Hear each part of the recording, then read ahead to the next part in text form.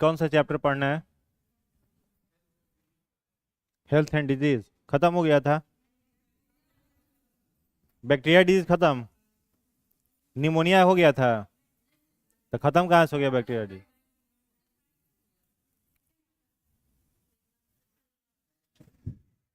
कहाँ तक हुआ था? टाइफाइड तक। उतना याद हो गया जितना लिखाए थे? नहीं याद हुआ? हाँ।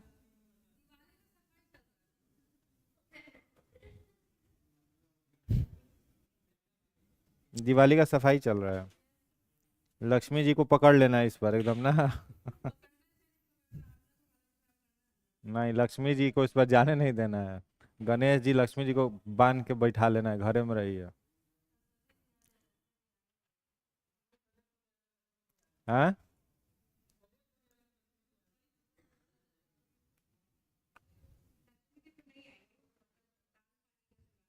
क्या लक्ष्मी जी नहीं आएंगी?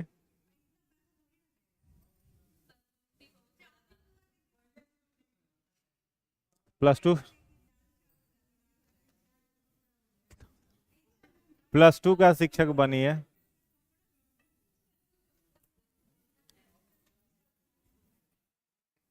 हेडिंग बनाइए, कौन सा डिजीज है? निमोनिया हेडिंग बनाओ। हेडिंग बनाइए निमोनिया।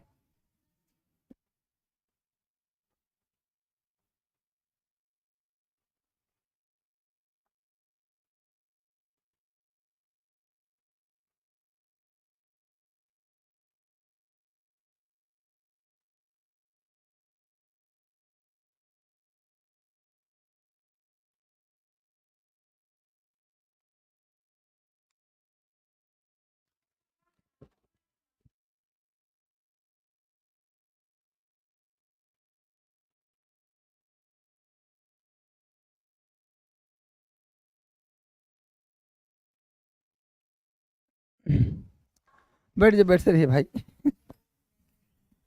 और ठीक है सब, बैठिए। पुराने विद्यार्थी भी हैं नहीं? सही है। तो टीआरई 4 के लिए तैयारी कर रहे हैं आप लोग? टाइम बहुत है क्योंकि अभी वैकेंसी आएगा नहीं, मुझे जहाँ तक अनुमान है कि मतलब अभी तुरंत नहीं आएगा, मतलब आएगा, मतलब नहीं आएगा वाला बात नहीं है। फरवरी जनवरी में आएगा, फरवरी में आएगा, मतलब दिसंबर तक मुझे अनुमान लग रहा है कि नहीं आना चाहिए वैकेंसी। मतलब आपको आराम से 4-5 महीने मिलेगा। तो आराम से मिलने का मतलब ये है कि आप लिख लीजिए सारा सिलेबस अपने कॉपी में जो पढ़ना चाहते हैं, या टीचर लोग बता रहे हैं कि ये पढ़ना है। हर विषय के शिक्षक आपके पास हैं, तो जो शिक्षक बताए हैं सिलेबस कि ये सब सिलेबस में पढ़ना है, उसको अपना एक डायरी में पेज पर नोट कर लीजिए। और नोट करके जैसे मान लीजिए परीक्षा 2 महीने का होता है, 2 महीने बाद होता है, 1 महीने बाद होता है, तो आप जल्दी जल्दी करते, 3-3 टॉपिक रोज करते, 4-4 टॉपिक रोज करते, ऐसा होता है। जब परीक्षा पास आ जाता है तो अब परीक्षा थोड़ा दूर है तो हम रुकेंगे नहीं, लेकिन हम आराम आराम से करेंगे। मतलब हर दिन मतलब एक टॉपिक लेके चलेंगे, एक टॉपिक भी नहीं, आधा टॉपिक लेके चलेंगे। कहने का मतलब खरगोश और कछुआ वाला बात नहीं होता है, एक चलते जाना, एक रुक रुक के चलना। हम चलते जाना है खाली, डेली यही करना है। 5 महीने की तैयारी में क्या करना है, रुकना नहीं है, खाली कंटिन्यूटी बना कर रखिएगा ना। 3-4 घंटे भी रोज पढ़ाई घर पे, क्लास के बाद घर पे जाके 4 घंटे भी अगर पढ़िएगा, 5-4 घंटे, लगता होगा कि बड़ी कम बोल रहे हैं। यहाँ तो 18 घंटा का कॉन्सेप्ट चलता है भारत बिहार में। जब तक 18 घंटा ना पढ़िएगा नौकरी होगा, ऐसा नहीं है। हम तो कभी 18 घंटा नहीं पढ़े भाई, पाठक सर सामने हैं, ये लोग तो पढ़ाई लगे हमको धक्का उक्का मार के भगाते थे, तब हम पढ़ते थे। ये धक्का मारते थे, मतलब सही बता रहे हैं। तो हम अब फिर भी नौकरी में हैं। तो मैं बहुत पुराना, धीरे धीरे मतलब बहुत दिनों से तैयारी कर रहा था, पढ़ा रहा था, तो तैयार था। 10-15 दिन भी पढ़ लिया तो काम हो गया मेरा, ठीक है ना, क्योंकि बहुत दिन से पढ़ रहा था मैं, पढ़ा रहा था, तो एक बेस बना हुआ था। पॉलिटी, हिस्ट्री, ज्योग्राफी का जो कॉन्सेप्ट है क्लियर था। विज्ञान मेरा कमजोर रहा हमेशा, मैं फिर से बोल रहा हूँ, ऐसा नहीं कि विज्ञान के टीचर बैठे हैं तो मैं बोल रहा हूँ। बीपीएससी के परीक्षा, हर परीक्षा में साइंस का क्वेश्चन औसतन बाकी विषय की तुलना मेरा ज़्यादा गलती होता है। करंट पढ़ के नहीं जाता हूँ इसलिए गलती होता है, बाकी साइंस अभी भी गलती होता है, ठीक है ना, ये हम सच बात बता रहे हैं। तो आप लोग बस टाइम है 5-6 महीने, इस सब का निष्कर्ष ये है कि हम नहीं पढ़े तब इतना दिन लगा, ठीक है ना। जो पढ़ाने लगे, पढ़ाता है आदमी वही ना जो आप उसको याद रहता है। जब पढ़ाता है इंसान तो नया कुछ सीख नहीं पाता, जो उसको याद रहता है जनरली वही पढ़ाता रहता है। ज़्यादातर देखा जाता है वैसे टीचर को चाहिए कि हर दिन पढ़ें, कुछ नया सीखें, नई चीज़ बताएं बच्चों को। लेकिन जनरली क्या होता है 95% 99% के टीचर क्या होते हैं, जो उनको याद है ना, सोए उठे जाके पढ़ा दिए। वही सेम हर बैच में, उनका नोट्स में कोई अंतर नहीं आएगा। जो नोट्स पुरनका में था वही नए को में होगा, अगला में कोई अंतर नहीं होगा। लेकिन ऐसा होना नहीं चाहिए। लेकिन हर दिन अपडेट होते रहना चाहिए नोट्स को, हर बैच में नया अपडेशन आ जाना चाहिए। तो मेरा कहना यह है बस कि आप लोग का समय बड़ा है, लंबा है, कुछ नहीं करना, बस रोज़ रूटीन लिख लीजिए, हर विषय का लिख लीजिए, क्या बोलते हैं सिलेबस लिख लीजिए, अलग अलग कार्डबोर्ड पे या फिर पेज पर दीवार में चिपका दीजिए। दिखाई देना बहुत ज़रूरी होता है, पता है आपको। काम क्या है ये पता होना और याद रहना ये जरूरी है, नहीं तो काम छूट जाता है। देखते हो बहुत बिजी लोग जो होते हैं वो अपना काम डायरी में लिखा करते हैं सुबह उठ के कि आज क्या क्या करना है। या सरकारी नौकरी में हम लोग सीखे कि डायरी अपने पास हमेशा रखिए, जब भी मीटिंग हो, कोई इंस्ट्रक्शन मिल रहा है सीनियर से तो उसको नोट डाउन कीजिए। वो कहेंगे कि ये कर लेना है, कल ये कर लेना है, कल ये कर लेना है, कल तक हमको ये काम चाहिए, तो तुरंत नोट कीजिए आप, नहीं तो छूटा तो डांट सुनिएगा, ठीक है ना। तो काम दिखाई देता रहता है ना तो हो जाता है। अब मन में कि काम करना है, भुला गए कल, तो होबे नहीं करेगा। तो 60 लीजिए लाइन से, 5 गो विषय 6 विषय है तो उसका सिलेबस 60 लीजिए लाइन से, और कोई 2 विषय लेके अभी तत्काल जो क्लास में चल रहा है वही 2 विषय लेके चलिए शुरुआत में। एक एक टॉपिक डेली दोनों विषय का, या आधा आधा टॉपिक भी डेली करते चलिए। 2 दिन में एक टॉपिक होगा। तो ऐसे करके अगर 5 महीने आप रेगुलर खाली काम करते जाइए, तो अब मौसम ठंड का आ गया तो एनर्जी लॉस का तो मतलब है नहीं। आराम से कंबल ओढ़ के बैठ जाइए, है ना, आप बैठ के पढ़िए, ठीक है ना। आराम से बैठ जाइए, कंबल ओढ़ के, चौकी होगा, फोल्डिंग होगा जिस पर जो रखे होंगे कमरे में, ऐसे पीछे से ओढ़ लीजिए, ऐसे आप बैठ जाइए पालथी मार करके, अब बैठ के पढ़िए। और अगर आपको लगता है कुर्सी बैठ के पढ़ना है तो बढ़िया से चप्पल मोजा जूता बढ़िया से, ठंड आ जाएगा तो पहन लेना है बढ़िया से, अब बैठ के आराम से, क्योंकि बेड पे होता है कि आप बैठिए लगता है सो जाएं, ऐसा लगता रहता है। ठंड में और ज़्यादा नींद आता है, एक बार कंबल में घुसे तो आ जाएगा बढ़िया से एक नींद। तो बस यही करना है, 3-4 घंटे, 4 घंटे एकदम क्वालिटी वाला 4 घंटा निकालना है। क्वालिटी वाला मतलब मोबाइल बंद, सिर्फ पढ़ाई तो पढ़ाई, है ना। आप इसको लगाइए आराम से। और ग्रुपिंग अगर करते होंगे आप लोग, 2-3 लोग मिल के पढ़ते हैं, कई लोग का होता है शौक के मिल के पढ़ते हैं, तो रोज़ ग्रुपिंग नहीं करना है, हफ्ते में 2 दिन मिलना है, टारगेट लेना है लंबा, इतना पढ़ के तुम भी आओ, इतना पढ़ के हम भी आएंगे, अब बस पढ़ना है। कुछ लोग का आदत होता है फ़ोन पे पढ़ना, हमें भी देखे तो कुछ लोगों को कि फ़ोन लगा दिया, फ़ोने पे पढ़ा रहे हैं, उधर से भी पढ़ा रहा है, तो वो सबसे घटिया तरीका है। इतना एनर्जी लॉस होगा बताइए। एक तो कान खराब आपका हो, कान में सटाया कान में दर्द हो जाएगा, दूसरा बोलते हैं उसमें एनर्जी लॉस होता है, ना समझे, फिर फालतू बातें होती है। तो हमको तो लगता है कि अकेले बैठ के पढ़ना ज़्यादा उचित होता है। ग्रुपिंग करने का मन है तो हफ्ता में 2 दिन कर लीजिए। तो बस यही 2 संदेश लेकर के आए थे हम आप लोगों के लिए। तो पढ़िए मन लगा के, और जीके जीएस मजबूत हो जाएगा तो सिर्फ मास्टर नहीं है, बीएड करके मास्टर में डिपेंड होने के भैया बहुत लोग बीएड कर लिया, अब कंपटीशन यहाँ भी कम नहीं है, और क्वेश्चन का लेवल आसान भी नहीं आ रहा है। ऐसा नहीं कि बीपीएससी जो सिविल सर्विस एग्जाम होता है उससे आसान क्वेश्चन आता है, ऐसा नहीं है, यहाँ भी टफे क्वेश्चन आ रहा है। तो ऐसे में आपका तैयारी बढ़िया हो जाएगा। आगे आप बिहार एसएससी के करीब 20,000 वैकेंसी आने वाला है, ग्रेजुएट लेवल आने वाला है करीब 15,000 के आसपास, और फिर +2 लेवल भी आएगा वही 10-15 हज़ार के आसपास, सब मिला 30,000 तो खाली बिहार एसएससी से वैकेंसी आएगा। तो जीके जीएस मजबूत रहेगा।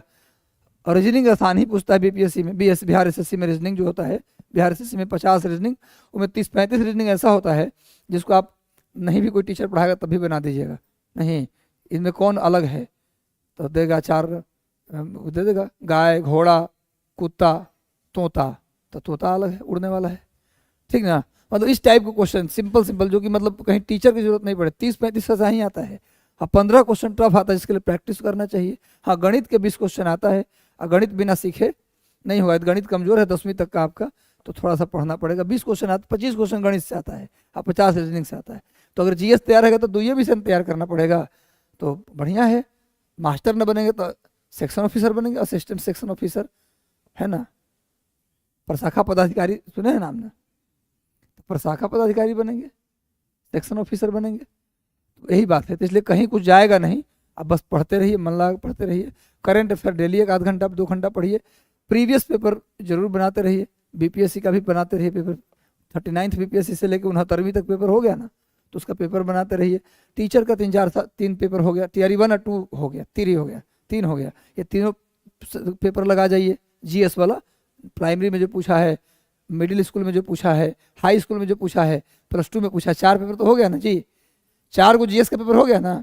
वैसे टीआरई 2 में 4 तो 8 पेपर और 4 को थर्ड में तो चढ़ती है 12 पेपर। तो 12 को पेपर इसको तुम रट्टा मार जाएंगे, कहाँ पूछा है, कहाँ से पूछा है। अब पीपीएससी का जो ओरिजिनल पेपर है सिविल सर्विस वाला 39वीं से 69वीं तक, वो भी सॉल्व कर जाएंगे।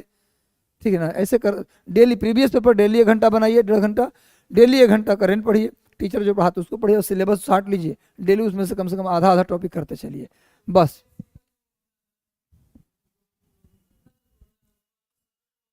ना नो, आपकी मर्जी है। सब्जेक्ट वाला बहुत ज़्यादा मोटा मोटा है, ज़्यादा हो जाएगा। एक बीपीएससी का आता है स्पेशल खाली घटना चक्र का, वो ले लीजिए। बीपीएससी का है, मिक्स वाला नहीं लेना है, केवल बीपीएससी वाला लेना है। अभी उतने करिए ना, जो उतना मोटा मोटा भूगोल का इतना मोटा किताब है, हिस्ट्री का इतना मोटा हो पाए, थोड़ा सा देखिए अपने तत्काल, छोटा छोटा करिए। मोटा मोटा किताब देखकर पहले ही घबरा जाइएगा, लेके तो आ जाइएगा शौक में। एकदम पतला पतला किताब, कमरे में किताब जितना कम हो सफलता उतना जल्दी मिलेगा, और कमरा में जितना ज़्यादा किताब होगा, ज़्यादा किताब होना भी असफल होने का कारण बनता है।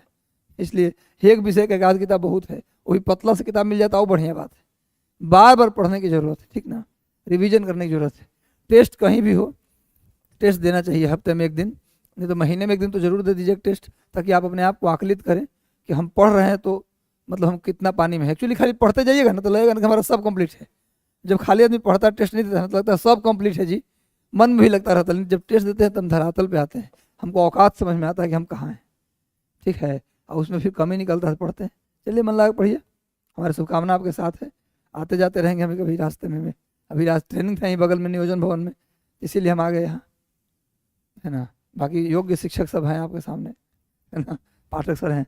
अब विज्ञान है हमारा कमज़ोर है, और सही बात है, विज्ञान में मतलब सब तीनों विज्ञान कमज़ोर है, फिजिक्स केमिस्ट्री बायोलॉजी, मतलब हम सही कर लेते औसत। सबसे ज़्यादा गलती तुलनात्मक देखिएगा तो हमारा साइंस में होता है।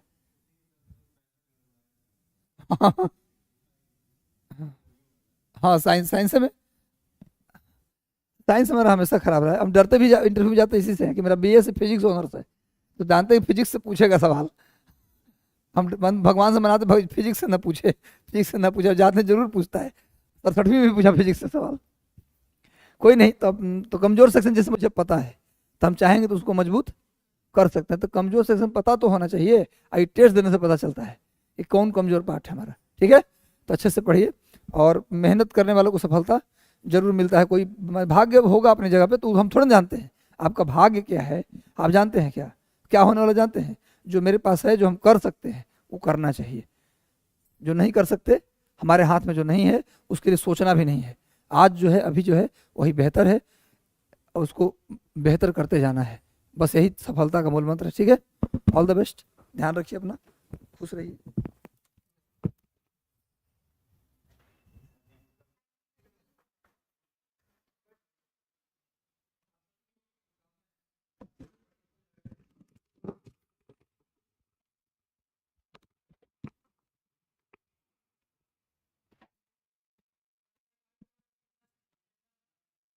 हाँ,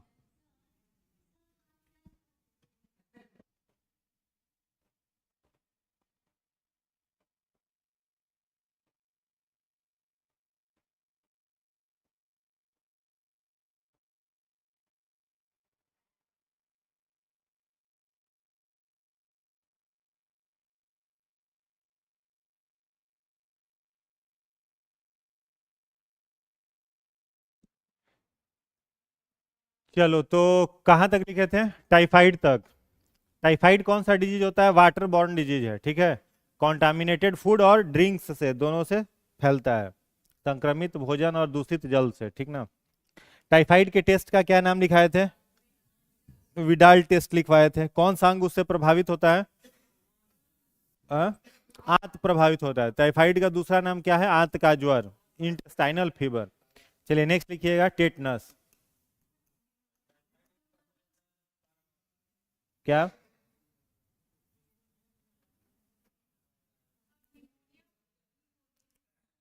इसके बाद टेटनस बोल रहे, छूटा हुआ था, टेटनस नहीं लिखाए थे। टेटनस है पहले, इसको लिख लीजिए फिर निमोनिया लिख लीजिएगा। टेटनस में लिखिएगा यह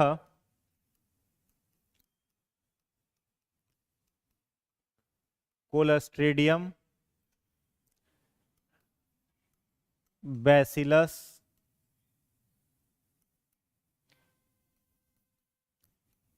टिटैनी से होता है। प्रभावित अंग में लिखेंगे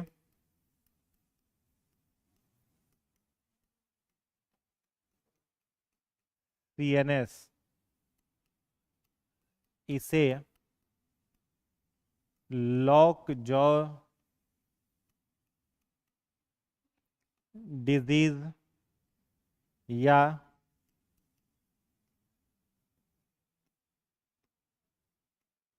धनुष टंकार रोग कहते हैं।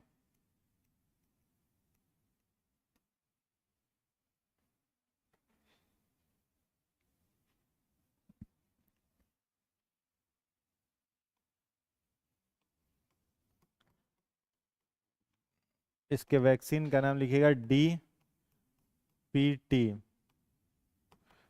डी से डिप्थेरिया, पी से परच्यूसिस,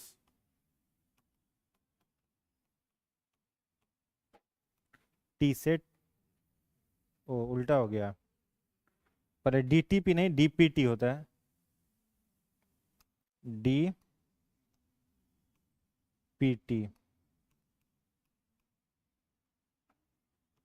डिप्थेरिया परच्यूसिस टेटनस।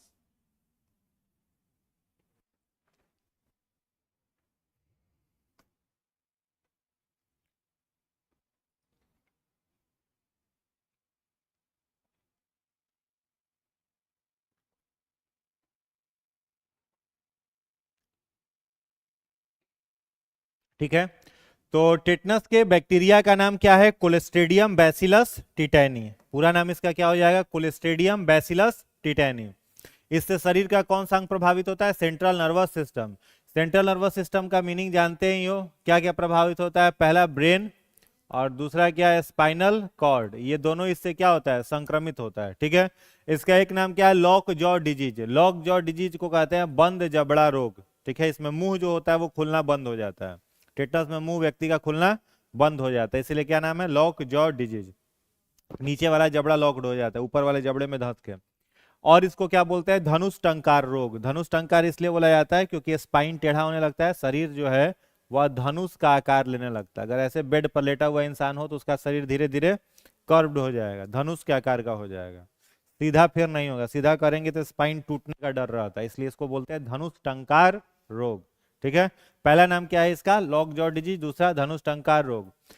3 बीमारियों से बचाव का एक ही टीका है, कौन सा? DPT।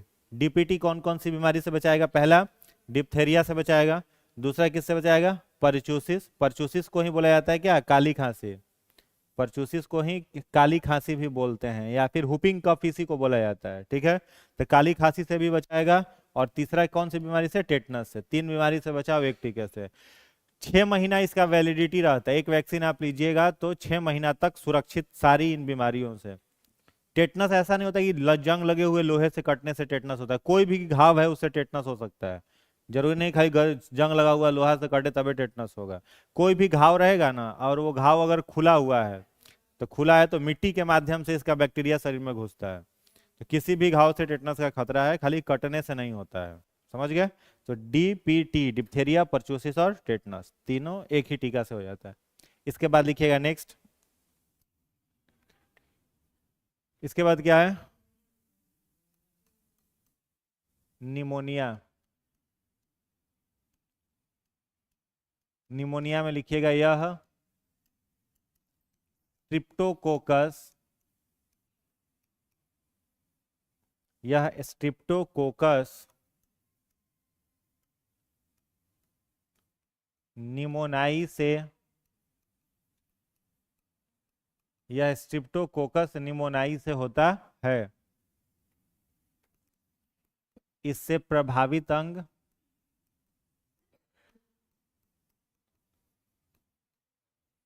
फेफड़ा यानी लंग्स प्रभावित होता है। अगला पॉइंट लिखिएगा, इसका लक्षण सांस लेने में दिक्कत,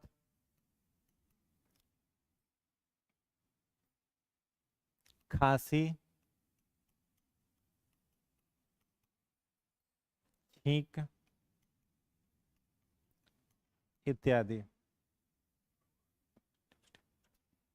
नेक्स्ट लिखिएगा हैजा, कॉलेरा, यह विब्रियो कॉलेरी नामक बैक्टीरिया से होता है। यह जल संचारित रोग मीन्स वाटर बॉर्न डिजीज, जल संचारित रोग है। इसका लक्षण लिखिएगा, पेट दर्द, डायरिया,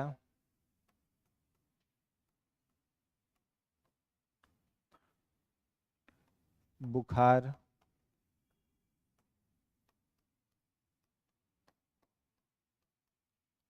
इत्यादि।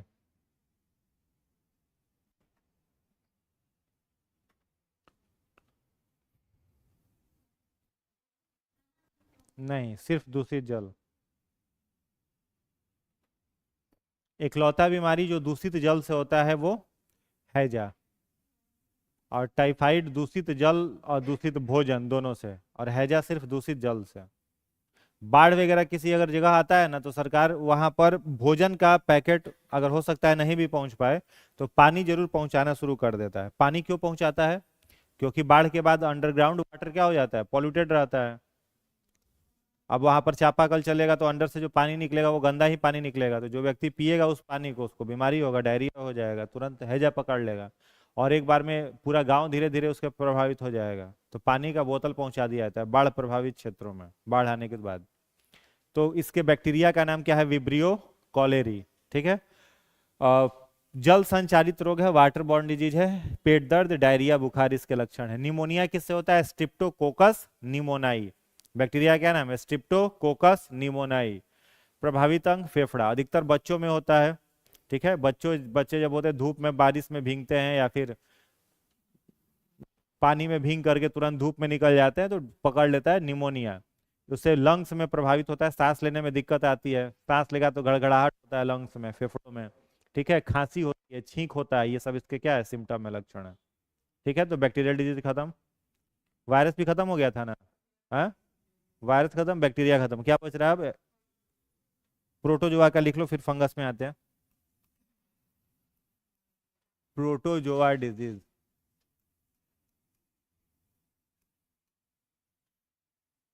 Protozoa disease.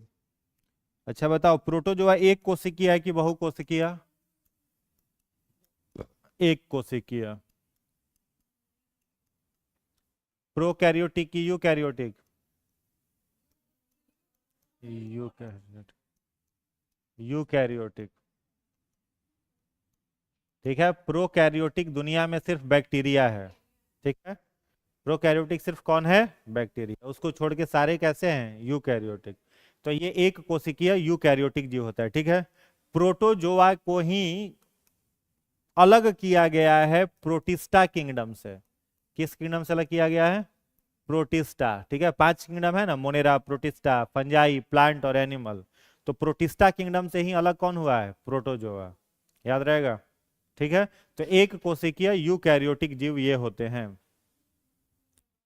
ठीक है, और ये कैसे होते हैं? तो free living, free living, free living के साथ साथ यह कैसे हो सकते हैं, पैरासाइट।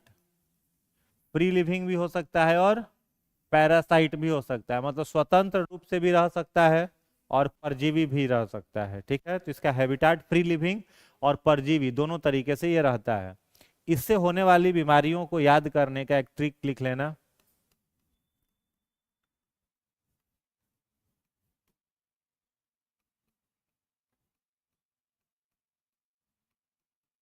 पे काम सोप,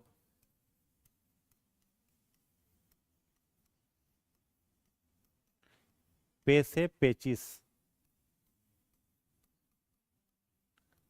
डिसेंट्री, का से काला जार,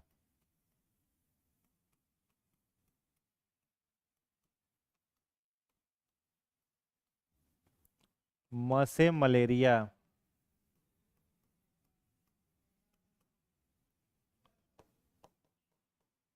तो से मलेरिया को मलेरिया ही कहते हैं,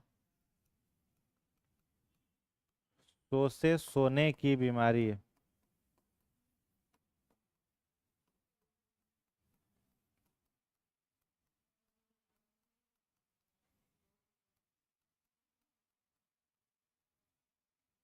स्लीपिंग सिकनेस, प से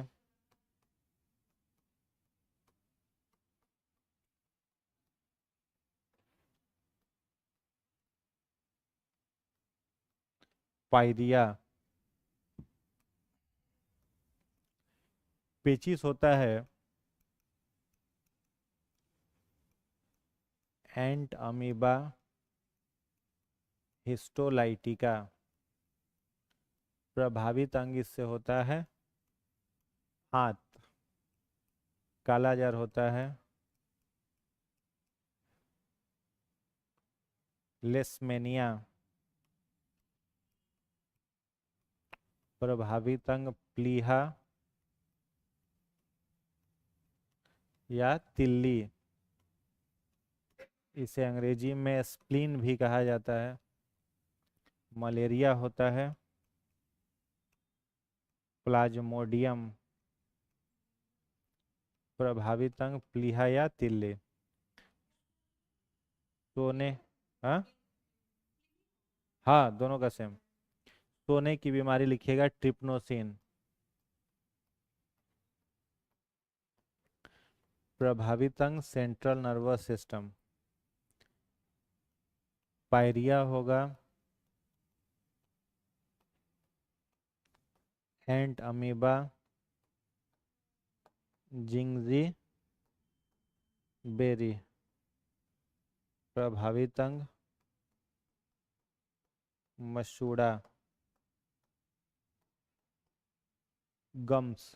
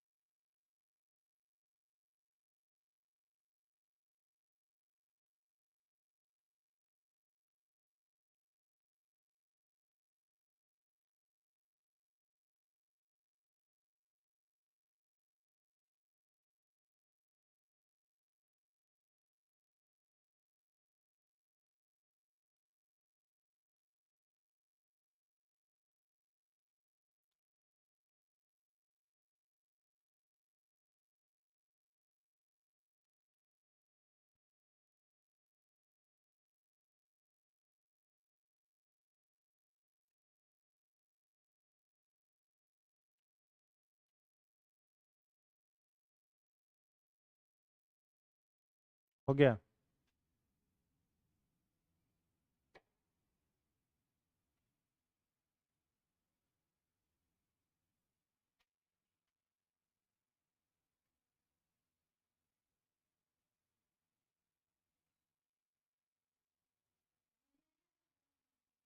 हाँ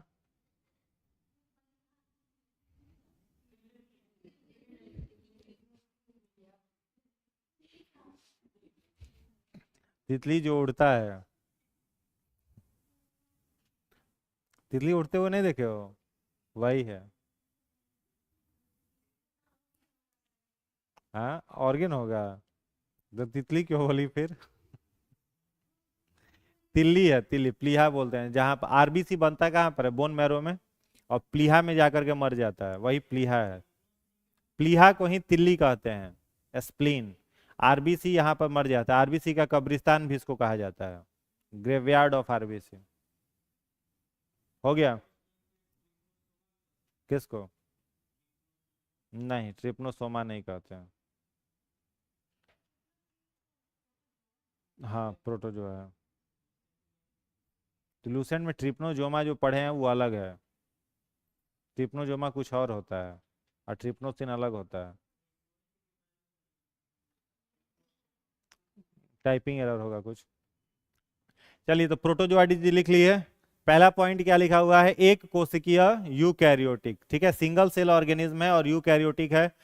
इसे किस किंगडम में रखा गया है? प्रोटिस्टा किंगडम में या एनिमल किंगडम में, दोनों कह सकते हैं। इसका ट्रिक क्या है? पे काम सोप। हाँ, एनिमल किंगडम में 10 फाइलम है, ठीक है। जैसे शुरू होता है पोरीफेरा से, पोरीफेरा, निडेरिया, सिलोन्ट्रेटा, प्लेटीहेलमिन्थेस, ये सब। और कई जगह पर प्रोटिस्टा का प्रोटोजोआ को रख दिया जाता है इसी में, एनिमल किंगडम में। ये डाइवर्सिटी जब पढ़ाएंगे ना, तब वहां पर अधिक आपको क्लियर होगा। इस प्रोटिस्टा किंगडम को बोला जाता है 5 जगत वर्गीकरण का कूड़ेदान, डस्टबिन कहा जाता है। इसमें बहुत सारे जीव प्रोटिस्टा में ऐसे आते हैं जो एनिमल किंगडम में भी रखे गए हैं, इसलिए इसको कूड़ेदान बोला गया है, ठीक है। ये आगे जब डाइवर्सिटी पढ़ाएंगे तो वहां समझ आएगा। पे काम सो, पे से पेचिस, पेचिस को ही क्या कहते हैं? डिसेंट्री। किससे होता है? एंट अमीबा हिस्टोलाइटिका, अमीबा की प्रजाति है, क्या नाम है? एंट अमीबा हिस्टोलाइटिका। प्रभावित क्या होगा? आंत, इंटेस्टाइन प्रभावित होगा। काला जार जो है वो किससे होता है? लेस्मेनिया, लेस्मेनिया से काला जार प्रभावित अंग प्लीहा, तिल्ली या स्प्लीन। मलेरिया किससे होगा? प्लाज्मोडियम, प्रभावित अंग प्लीहा या तिल्ली। सो से सोने की बीमारी, स्लीपिंग सिकनेस, ट्रिप्नोसिन से। इसमें क्या होता है? नींद खूब आता है, शरीर सुस्त रहेगा। क्यों सुस्त रहेगा? क्योंकि सेंट्रल नर्वस सिस्टम इसमें डैमेज होना शुरू हो जाता है। जब सेंट्रल नर्वस सिस्टम काम ठीक से नहीं कर रहा तो ब्रेन रिस्पॉन्ड नहीं करेगा proper, spinal cord proper respond नहीं करेगा, तो नींद आएगी खूब, ठीक है। सोने के बाद उठने उठने का मन नहीं करता है, बहुत शानदार बीमारी है। खूब नींद आएगा, अच्छा है ना। बिहारी तो खोजता है खूब सूतने मिले। पौसे पायरिया, ठीक है, पायरिया। पायरिया किससे होगा? एंट अमीबा जिंजीबेरी, एंट अमीबा जिंजीबेरी। प्रभावित अंग क्या होगा इससे? मसूड़ा, मसूड़ों से ब्लड आते रहता है, क्या उसी को क्या बोला जाता है? पायरिया बोला जाता है, ठीक है। चलिए, प्रोटोजोआ खत्म। इसमें लिख लो fungi, fungal disease. Fungal disease इसको कहते हैं कवक जनित रोग, फंगल डिजीज, या फिर हिंदी में क्या कहते हैं? कवक जनित रोग। इसमें डैश दे करके लिखिएगा, यह बहुकोशिकीय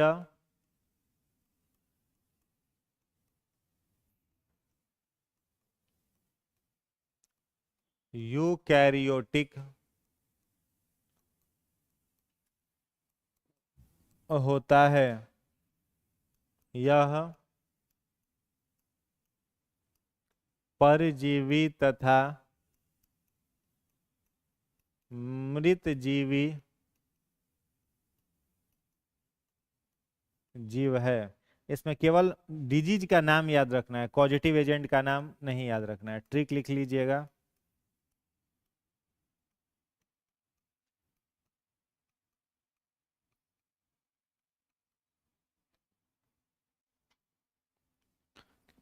ए से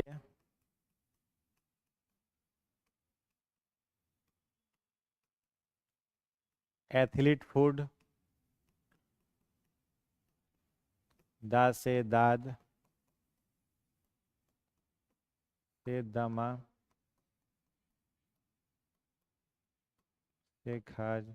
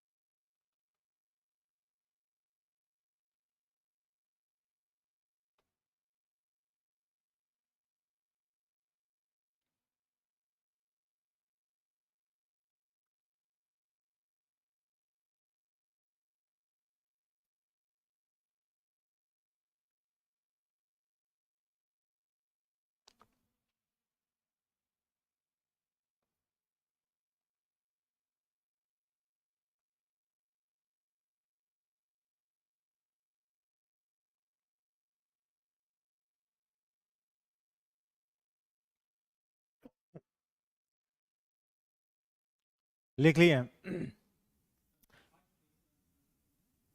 अभी पहले बताने तो दो।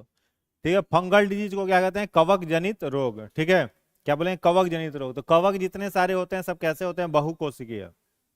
कवक कैसा होता है? बहुकोशिकीय। एक कोशिका का कोई कवक नहीं होता, सब कैसा है? यूकैरियोटिक। यूकैरियोटिक का क्या मतलब है? उसकी कोशिका में न्यूक्लियस पाया जाएगा। तो सारे के सारे कवक बहुकोशिकीय होंगे और यूकैरियोटिक होंगे। क्लियर है? दूसरा पॉइंट लिखा हुआ है ये परजीवी। परजीवी का मतलब है पैरासाइट। परजीवी का मतलब पैरासाइट, यानी अपने भोजन के लिए दूसरे होस्ट बॉडी के ऊपर यह निर्भर रहेगा, यानी इसमें परजीवी पोषण होता है। परजीवी के साथ कैसा होगा? मृत जीवी। मृत जीवी को क्या बोला जाता है? सेप्रोफाइट्स। क्या बोलते हैं? सेप्रोफाइट्स। सेप्रोफाइट्स कहा जाता है जो मरे हुए सड़े गले पदार्थों से अपना भोजन लेता है। ठीक है, तो ये परजीवी होगा या फिर कैसा होगा? मृत जीवी होगा। अब जैसे कि एग्जाम्पल हम लें मशरूम का, तो मशरूम क्या है? कवक है। मशरूम कवक है ना जी। तो यह परजीवी है कि मृत जीवी है? मृत जीवी है, सेप्रोफाइट में आ जाता है। परजीवी में ये सब कवक कैसे हैं? परजीवी, दूसरे पर रहने वाले, दूसरे के शरीर पर। अब जैसे एथलीट फुट है, एथलीट फुट में एड़ी जो होता है एंकल पैर का, वो खराब होने लगता है। ठीक है, फटने लगता है, सड़ने लगता है।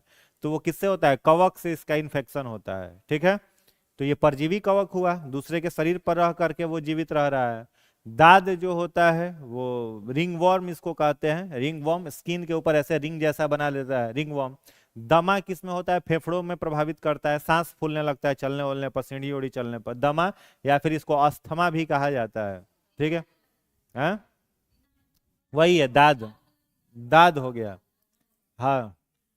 ठीक है, इसमें जहां पर ईचिंग होगा वहां से ब्लड आता है। ठीक है, यहाँ जो ईचिंग होगा, खुजली होगी, उससे ब्लड आएगा। खाज जो होता है यह सूखी खुजली होती है। हाँ, ये जो होता है वो सूखी खुजली है। ये जो है सूखी खुजली नहीं है। तो खाज में क्या होता है? ड्राई ईचिंग, सूखी खुजली। और गस ज से क्या होगा? गंजापन। गंजापन मतलब बाल के स्कल्प में ही पकड़ लेगा, और स्कल्प में जितना जितना दूर फैलते जाएगा उतना उतना दूर का बाल उड़ते जाएगा। ठीक है, इसीलिए उसको बोला जाता है गंजापन। फैलता है सब किस चीज से? तो संक्रमित वस्तुओं के प्रयोग करने से, इन्फेक्टेड वस्तुओं को पहनने से।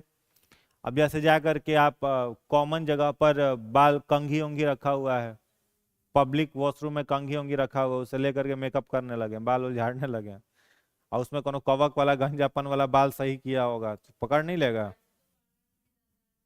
बिल्कुल हो सकता है। अब जैसे सलून में गए बाल कटवाने के लिए, उसके पहले कोई बाल कटवाया है, उसके स्कल्प में होगा तो पकड़ लेगा, डेड श्योर पकड़ लेगा। समझ में आ रहा है? तो गंजापन इसको बोला जाता है। तो ये सब कैसे डिजीज हैं? कवक से होने वाले जो।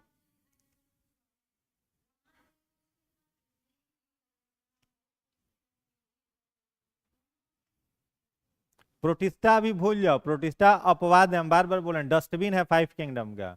उसमें जो भी जीव आ रहा है ना, सब एक्सेप्शन है, वो एनिमल की तरह भी दिखेगा और प्रोटिस्टा की तरह भी दिखेगा।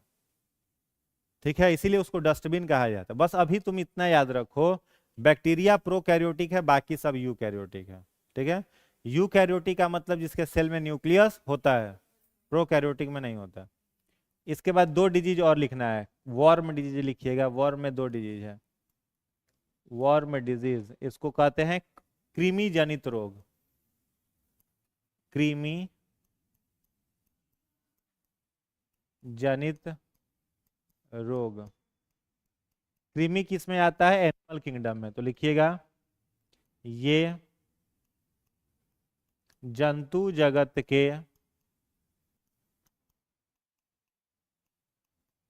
सदस्य हैं। ये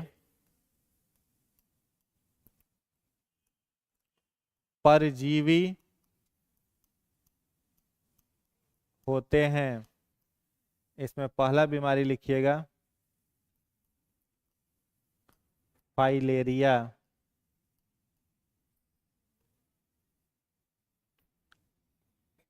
इसके कॉजेटिव एजेंट का नाम है वुचेरिया।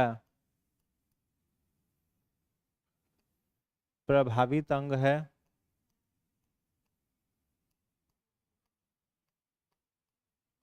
लसिका तंत्र। दूसरा बीमारी लिखिएगा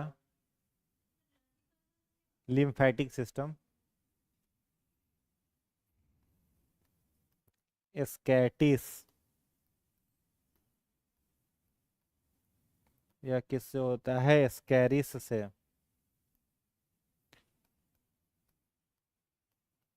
सॉरी, स्कैरिस ये होता है स्कैटिस से।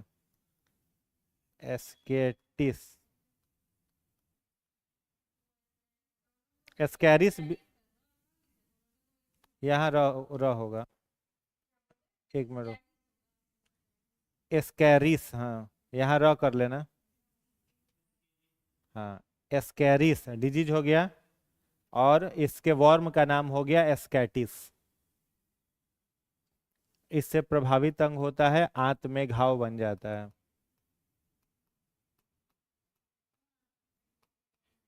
दोनों में हो सकता है।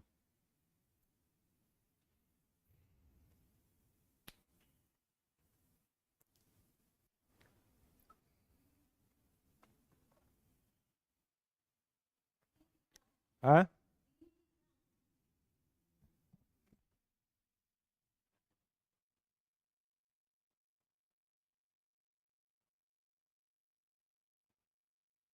एनिमल किंगडम में प्लेटी हेलामेंथीज और स्केल हेलामेंथीज का नाम सुने हो?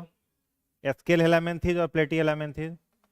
प्लेटी हेलामेंथीज जो होता है, प्लेटी हेलमेंथीज, ठीक है, तो प्लेटी का मतलब होता है चिपटा, और हेलमेंथिस का मतलब होता है क्रीमी। इसको हम लोग फ्लैटेंड वर्म या चिपटा क्रीमी कहते हैं, ठीक है। इसका एग्जाम्पल है टेप वर्म, फीता क्रीमी। कौन सा एग्जाम्पल है? टेप वर्म, फीता क्रीमी। फीता ऐसा दिखाई देता है, ऊपर वाला भाग ऐसे टेप जैसा होगा, फीता क्रीमी। और दूसरा एक होता है प्लेटी हेलामेंथिस के बाद एस्केल हेलामेंथिस। एस्केल हेलमेंथिस, एस्केल हेलामेंथिस को कहा जाता है राउंड वर्म, गोल क्रीमी। इसको क्या बोला जाता है? गोल क्रीमी। तो ये दोनों जो है ना, फाइलेरिया का वुचेरिया और स्कैटिस का स्कैरिस, ये दोनों गोल क्रीमी हैं। राउंड शेप इनका स्ट्रक्चर होता है।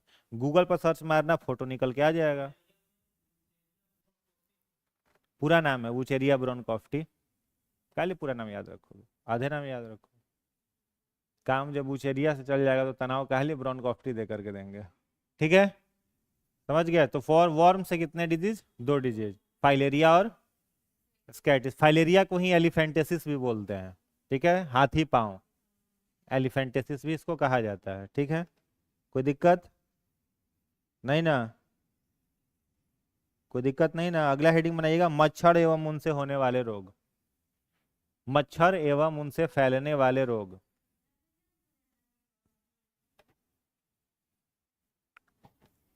मच्छर एवं उनसे होने वाले रोग, ठीक है। मच्छर से कौन कौन सा रोग फैलता है? पहला लिखिएगा, डेंगू।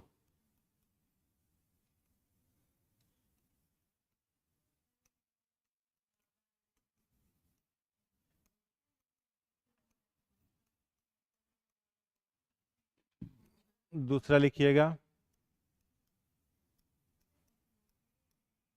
मलेरिया।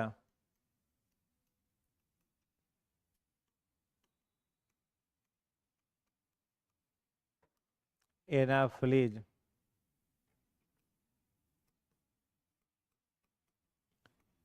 काला जार।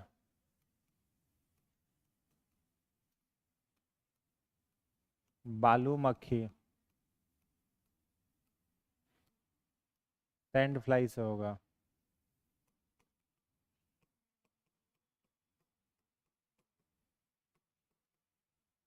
सोने की बीमारी,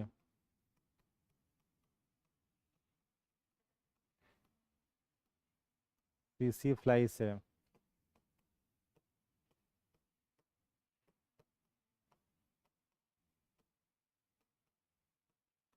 हैजा और टाइफाइड,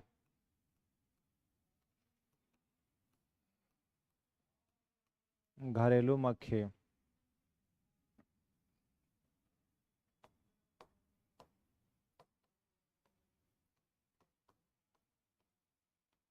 फाइलेरिया, क्यूलेक्स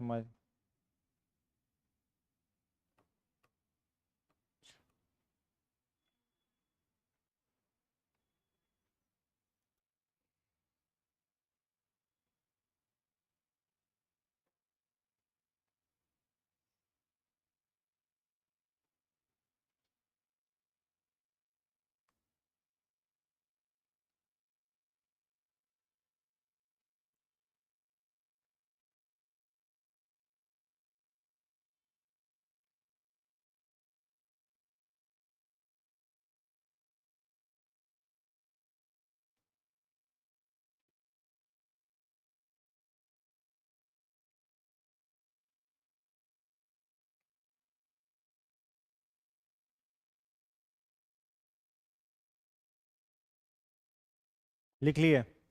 ठीक है, तो डेंगू किससे होगा? फीमेल एडीज से होगा। और फाइलेरिया किससे होगा? फीमेल एनाफ्लीज से होगा। मतलब डेंगू वायरस से होगा। किससे होता है? वायरस से। फैलाने वाला कौन है? मक्खी।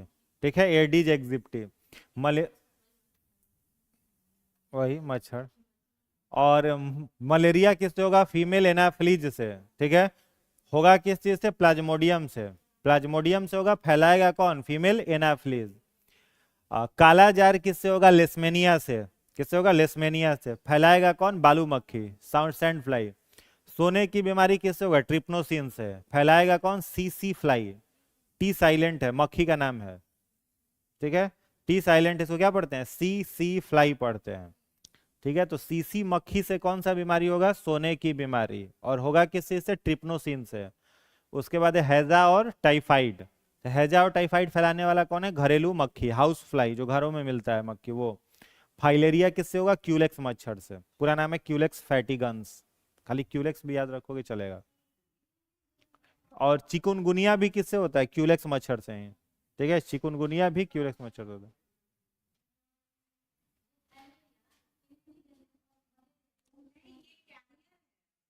कृमि का नाम है बुचेरिया।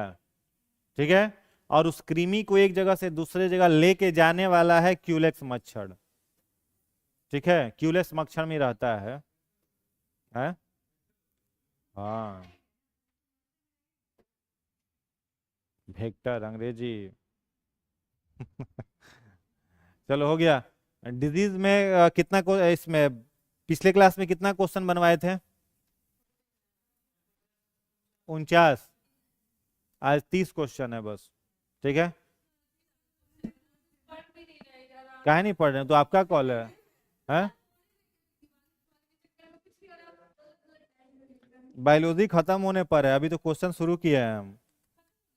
और क्या? बायोलॉजी में बस 2 चैप्टर आप 2 चैप्टर बाकी है, कंकाल। नहीं नहीं, 2 चैप्टर, 2 या 3 चैप्टर।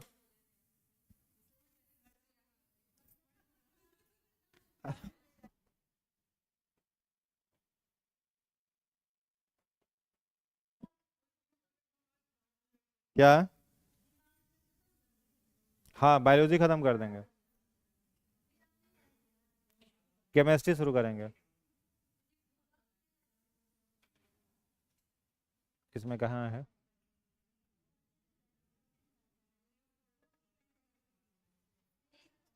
रेस्पिरेटरी सिस्टम दिख रहा है क्या?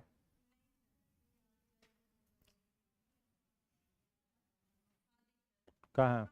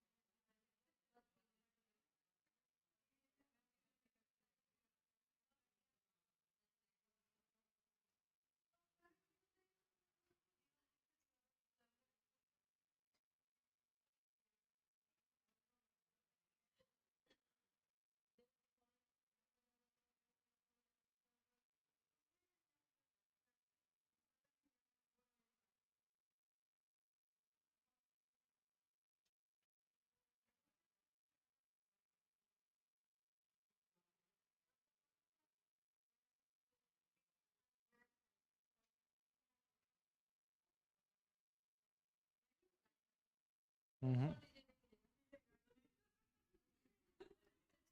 यही यही मान के बैठे हो, नहीं मिले है ना? नहीं है तो आ जाएगा, तुरंत आ जाएगा।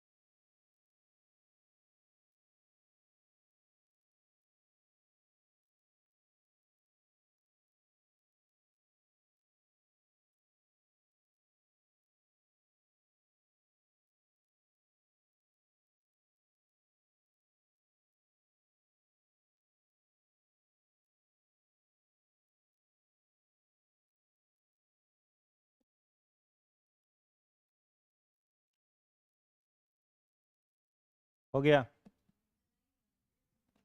इतना समय नहीं लगाना है, 3 दिन सोचिएगा बैठ के, एमसीक्यू में समय लगता है।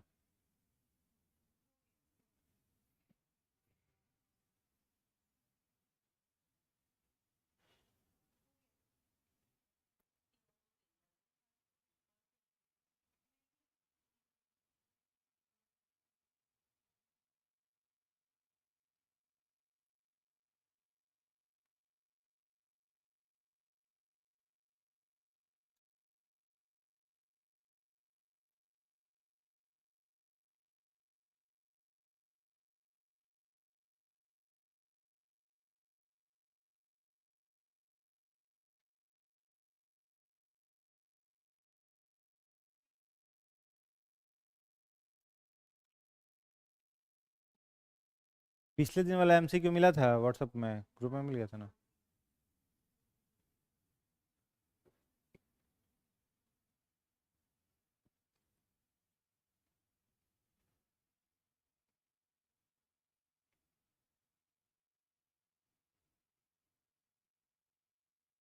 हो गया।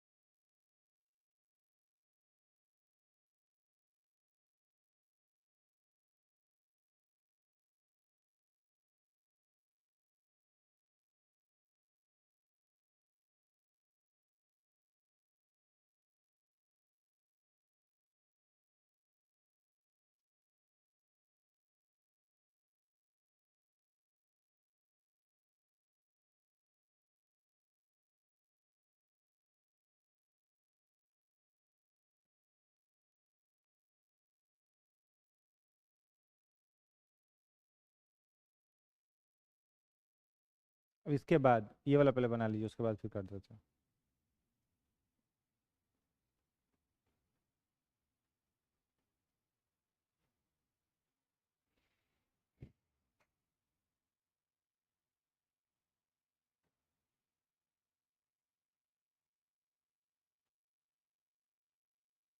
बन गया।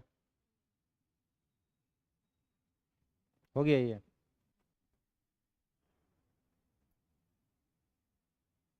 हो गया।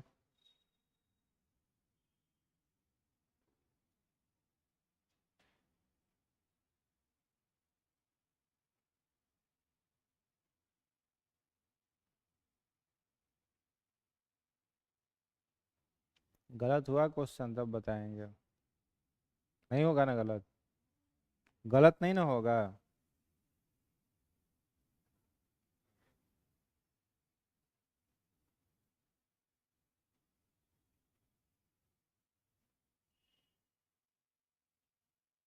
हो गया।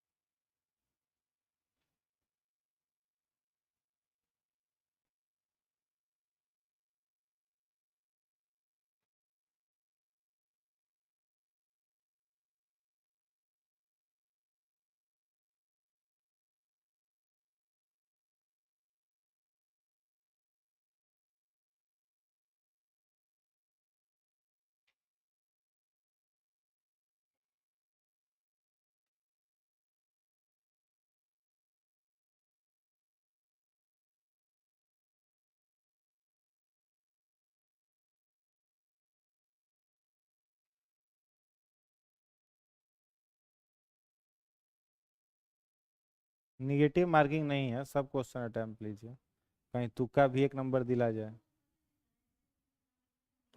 3 क्वेश्चन छोड़ दिए हैं। हाँ,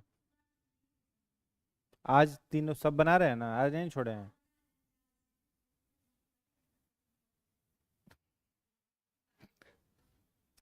अच्छा ठीक है, फिर दोबारा बना लेना, कर देंगे तो।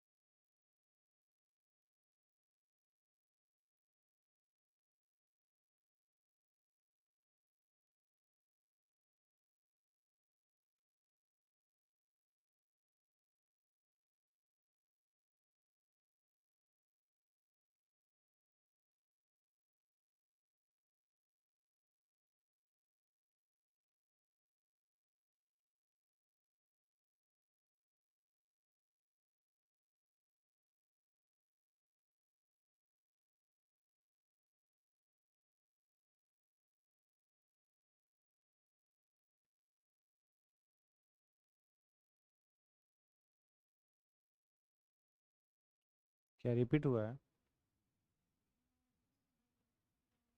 फिर से बना लो। हो गया? गलत होगा तो 2 बार गलत होगा।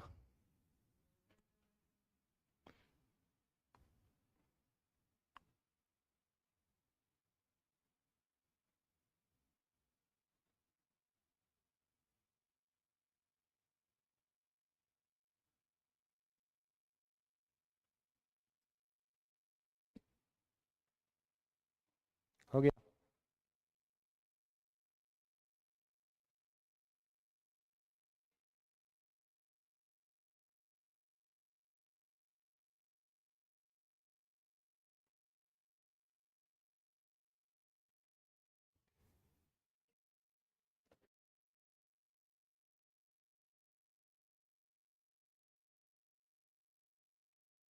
सभी क्वेश्चन प्रीवियस ईयर पूछ किसी ना किसी पीसीएस में। आप अगर घटना चक्र बनाए होंगे तो सब क्वेश्चन मिला होगा, या फिर क्वेश्चन बैंक बनाए होंगे तो मिला होगा। घटना चक्र में नहीं मिलेगा ये, उसमें तो श्वसन में 10 को क्वेश्चन दिया है बस। हो गया?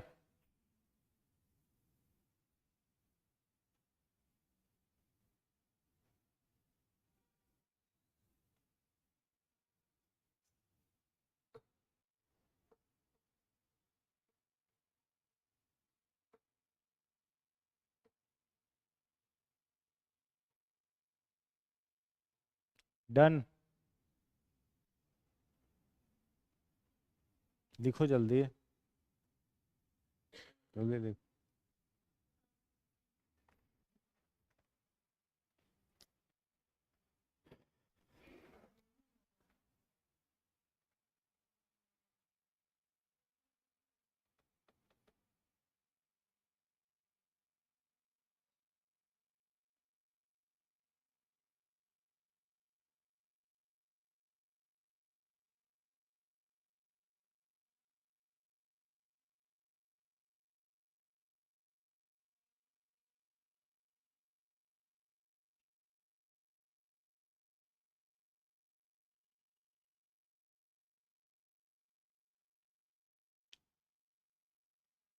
हो गया?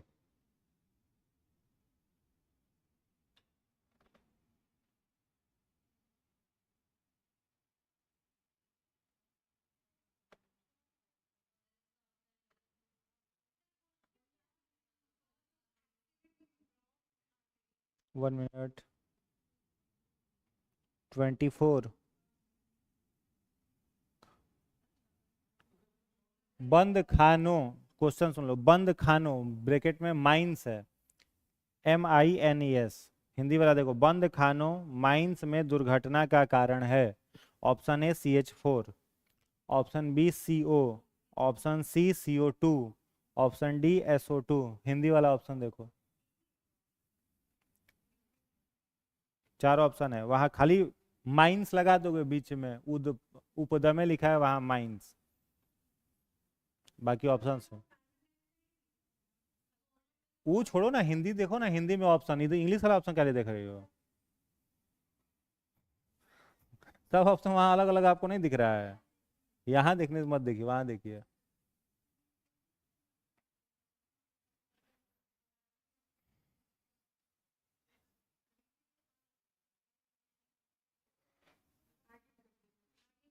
ये क्वेश्चन बहुत बढ़िया है, कई बार रिपीट हुआ है। अभी पिछले बार लास्ट टाइम 2018 ALP में पूछा था, रेलवे ALP टेक्नीशियन। हम्म हम्म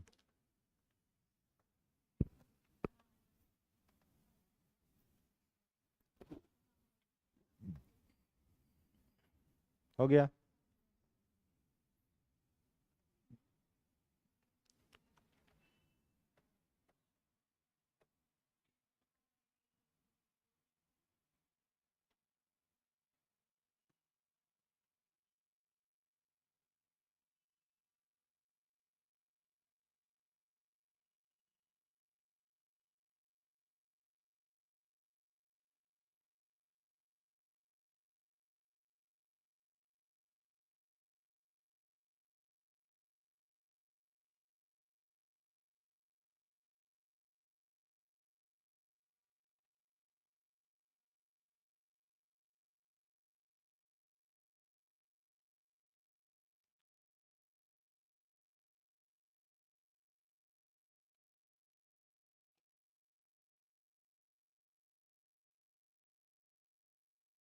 हम्म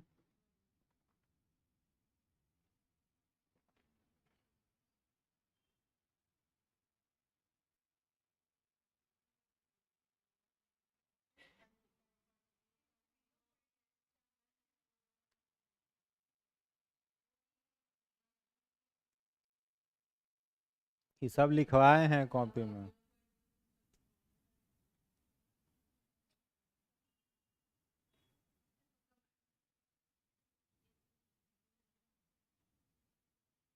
डन।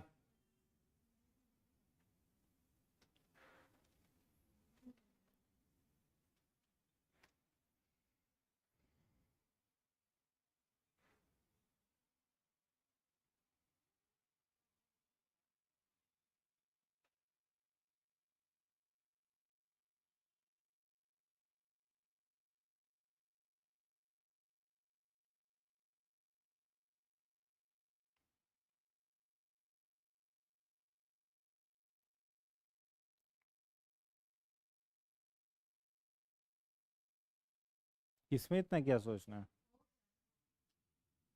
चलो लास्ट।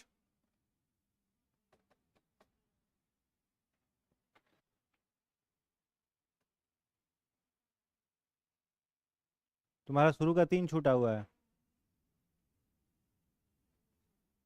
बना लीजिए जल्दी, नहीं तो बाद में नहीं ना कहिएगा कि हम नहीं बनाए थे ना इसलिए नंबर कम आया।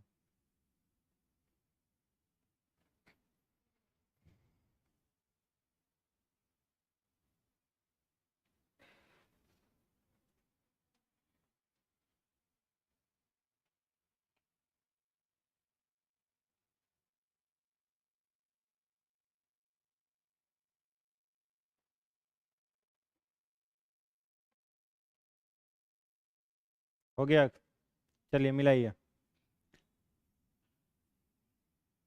रेडी? 1 का D, 2 का D, 3C, 4D, 5B, 6D, बहुत दिमाग स्लो है, 4D, 5B, 6D, 7B, 8B, 9B, 10C, 11C, 12B, 13D, 14D, हाँ D for dog, 14D, 15D, 16A, 17C, 18C, 19D, 20B, 21D, हाँ 22A, 23D, D for dog, हाँ 24B, 25C, 26A, 27C, 28A, 29B, 30D,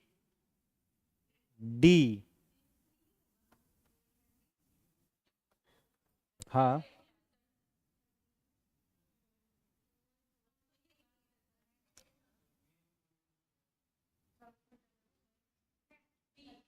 क्या बोले इसके answer हम? 30 का D sulphur dioxide, तभी तो वहाँ लाइकेन खत्म हो जाता है। सल्फर डाइऑक्साइड के उत्पादन से ही ना, लाइकेन को वायु प्रदूषण का सूचक बोलते हैं। वायु में सल्फर डाइऑक्साइड बढ़ता है तो लाइकेन खत्म हो जाता है।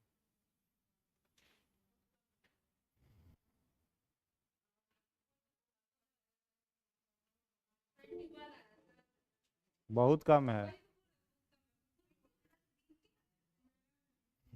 बहुत खराब नंबर है। 15 से नीचे किसका किसका है? कहाँ है 15 से नीचे है? हम्म, सिलेबस खत्म हो जाएगा तब रिवाइज करिएगा, सिलेबस खत्म हो जाएगा बाद रिवीजन होगा। आप लोगों का पीछे कितना है? 16। आप लोगों का